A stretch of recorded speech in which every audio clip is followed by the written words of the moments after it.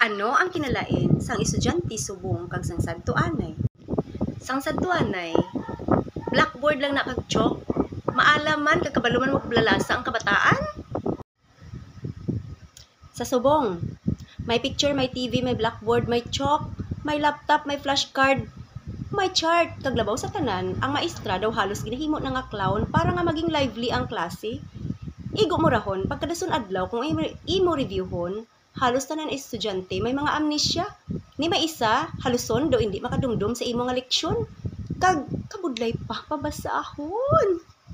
Hindi man gid tanan, pero laban-laban.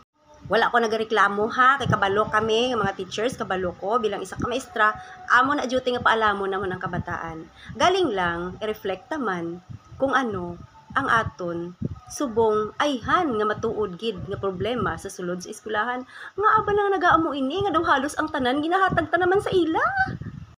Sa subong, ang mga bata, ang kabataan tama kasensitibo. Gamay nga istorya, lain na ang ila nga buot kag na-stress na sila. Kami sang sadtuanay, matira ang matibay.